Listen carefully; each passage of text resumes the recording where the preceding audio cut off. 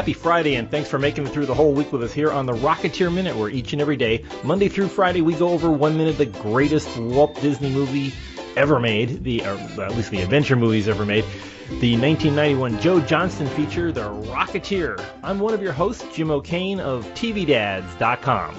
And I'm Hal Bryan, an airplane nerd from the newspaper. Oh, wait a minute. I hear something.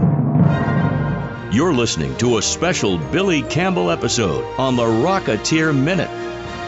Ladies and gentlemen, Billy Campbell. Oh, sheesh, fellas. No matter where in the world you are, we'll play That's right. that song. I mean, we could have played you on with, Danny Kaye and Wonderful Copenhagen, but that would have been nice. Yeah, maybe we'll squeeze in a clip of that since Jim has nothing better to do when he's sitting and editing other than honor my strange whims. We'll talk to Tom Geyer to whip up an orchestra. We'll get back on. But once again, we have Billy Campbell, the Rocketeer himself, here to finish out our week as we watch Nazi cartoons. So it's what a fun time. So we're starting this particular minute with Washington in flames, a giant swastika waving over the mess behind it, and great acting there. Billy, you're watching. What are you watching at the time? Are you looking at an X on the wall? Is that? No, I was. I think probably I was looking at an X on the wall. They showed us the film, and then we got a sense of what it was, and then we looked more or less at a couple of X's on a wall, and and then I just had the look on my face that I had basically just yesterday when I was looking at the footage from Charlottesville. Yeah, it's quite. It's several have method acting. That's exactly. Now, was this whole scene here? I was wondering about this earlier. Was this one of the last scenes filmed? Because I noticed that your hair seems to be the least tousled, and my guess is that they went from heavy tousle to you look okay and let's go. Is that? Do you remember? I don't recall much about the hair, honestly, except that I hated the way it looked in the poster. The poster that had my photograph in it. Oh, yeah. Not the Art Deco poster, of course. Yeah. But I was too young to feel like I had any say about my hair. So a little later in my career, when I was getting ready to do Once and Again, we hadn't started shooting yet, but we were doing screen tests and stuff.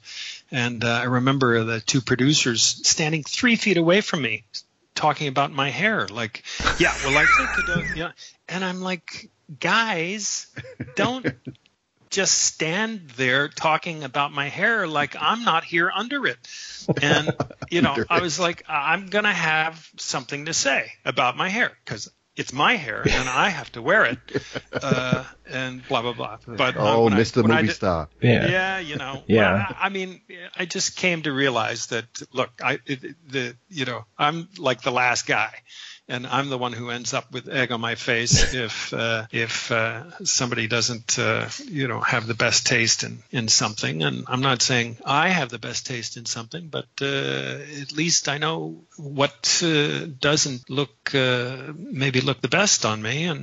And so anyway, point being, I was too young and to say anything about it at the time. So what a difference a decade made. Yeah, no kidding. For cutting your hair and growing beards and mustaches and things, was Lincoln your most drastic? Was the one that I have to go out in the street with this, or? Well, I mean, it was a little worrisome for me, but or would have been more so, I think, if I'd had any time at all to prepare. But I think from the time I got to the job to the time we started shooting was a week or maybe even a little less. So I just had no time to really stress about it. The extent of my preparation was I got kitted out as Abraham Lincoln, and I walked around the streets of Richmond for half a day just to get over my. I figured, if there's any reason to be self-conscious, it's because I'm just as a civilian walking up and down the streets as Lincoln. Wow. In the city that hated him, and so maybe that was the most. No, I'll tell you what was the most drastic. I played Moses in a Wow. In a pretty silly biblical miniseries that we shot over in Morocco. Yeah, I was honking self-conscious about that. That was enormous. I had what for all intents and purposes was a camel stuck to my face. And a huge wig, and then at another time I had to be bald. It was horrible. It was horrible. I was so self-conscious. We're gonna need a Moses. Get me Billy Campbell. No, you don't want to see it. You don't want to see it. I'm sure there are pictures actually. Let me see if I can find one now because I'm curious. We may use this as your profile shot for this particular guest appearance. It's I have to admit it's probably a good idea. Yeah. But I just was horribly self-conscious. Not the least of which was I was entirely miscast. And I just said yes because I wanted to go to Morocco. And in fact, Lloyd Levin, who was one of the producers of that's not a bad-looking picture there. Lloyd Levin was one of the producers of Rocketeer, and apparently when somebody told him over his breakfast that I was going to Morocco to play Moses, he threw a fit, and a mock fit, and said, "Billy Campbell is the least Jewish person I ever met in my life." Well, if it's good enough for Charlton Heston, you've got it. You're in good company. Yeah, that's true. Yeah, I figure blue-eyed Moses. There you go. I figure I'm probably the second least Jewish person he's ever seen in his life, or at least of ones who have played Moses. But no, actually, Charlton was pretty swell in a lot of things, and that was one of them. He's up there. Well, we're watching you here with the crew. Terry O'Quinn but he's really chewing the scenery here with the Howard Hughes bit. He's fantastic. He's just fantastic.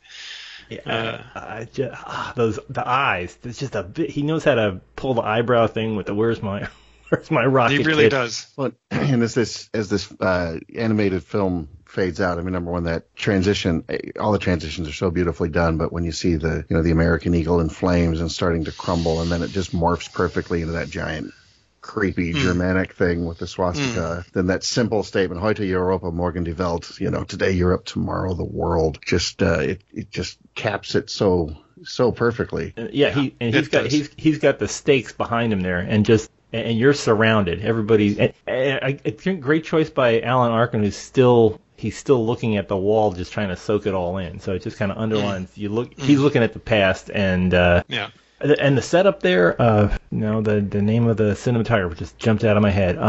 Hero. That's right. Hero. I mean, everybody's placed in just the right spot. You're surrounded. You've got no way out, but you still come through on your line. Right. Yeah. A beautiful setup for you. I mean, they really teed you off. It really is a pretty fantastic little scene. Yeah. One of the gems of many in the treasure chest that is the Rocketeer. Yeah, and all your opponents wear ties. Exactly.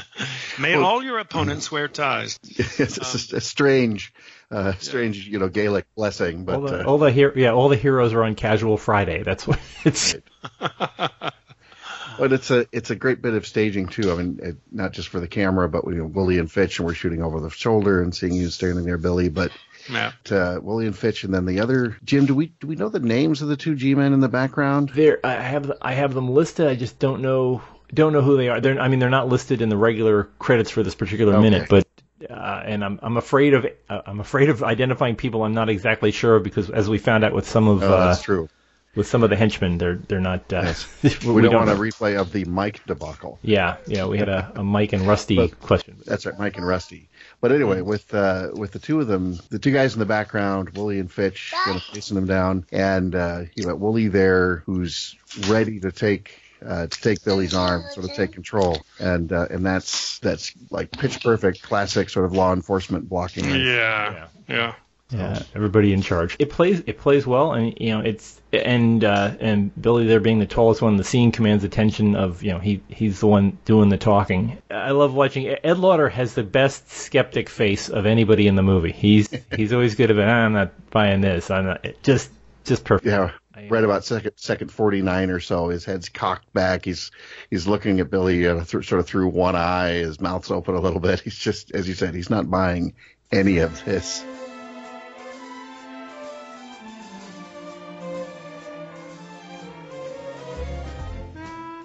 Hey, we're back. We had a little bit of a technical, well, not a technical issue. We just had Billy's technical director, his son, had a call cut. So.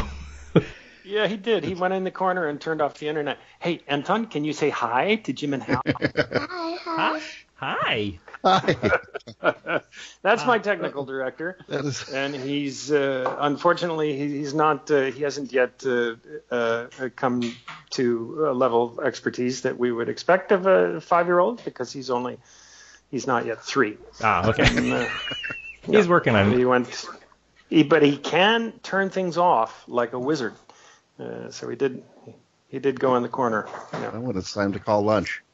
And I think this is the cutest thing that's ever happened on the Rocketeer Minute. Definitely. That's safe to say. Yeah. I mean, Jim and I have some sweet moments between us, but let's face it. And Hal's always hanging up on me. It's just one.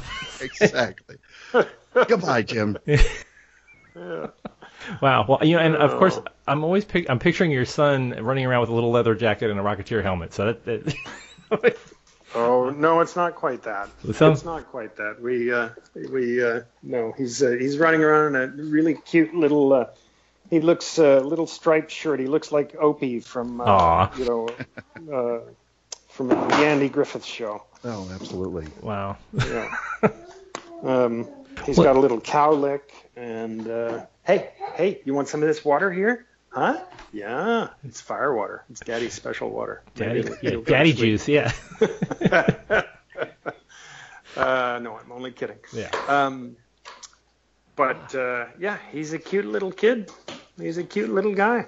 Wow. And we'll be lucky if we get squeeze another 10 minutes out of this. Oh, that's okay. We'll actually we're almost at the end here anyway. We're looking at you're explaining to Howard Hughes why you need to keep his rocket for a little while. Don't understand in the plot why you wouldn't tell him where you're going, but I guess it wouldn't help the plot any if you said, Howard, they've got my girl and I've got to use this to go get them. And yeah, I think I think probably he's thinking. If I had to guess, he's thinking, I can get there before anyone because I have a rocket pack. Yeah. And these guys, nobody here is going to get in a rocket pack and go save her. And besides which, they get there, they're going to muck the whole thing up and go in ham-handed and get her hurt or something. I can nip in and grab her and nip out. I'm thinking. Of course, they already know. Sorry, Billy. They already know which. Where Billy's headed or Cliff is headed because they've emptied his pockets. They see the note about the Griffith Park Observatory. Oh, that's right. I forgot that. Anton wants to. You want to say something to Hal and Jim? Say something. Say hi. Hi. Hi, Anton. Can you say Rocketeer? Rocketeer. Oh my yeah. I just Rocketeer exploded. Minute. Rocketeer Minute. Yay. There's our commercial. Hooray. Thank you, Anton. There you go, right there. Oh, that's perfect. I just passed out. Wow. Well, listen. This is a great way to. Who can top Anton? So I think this is a great way to. No, I don't end. think so. Let's end the week here, and everybody else can join us on social media. All the places: Twitter, Rocketeer Minute, and Facebook. Facebook.com/Rocketeer Minute. The Rocketeer Minute.com website. Yeah, you know the drill. Anyway, we'll see you over the weekend. Just relax. Everybody go enjoy your kids. Get some fire water and sit and enjoy the sunset. But we'll catch up with you back here on Monday, and who knows might be on. Somebody might be back. We'll see. Somebody might be back. Yeah, we'll see how it goes and if the connections hold. Exactly. So we'll be back here on Monday on the Rocketeer Minute. So until then, over and out. Can you say over and out? Or not? Yay.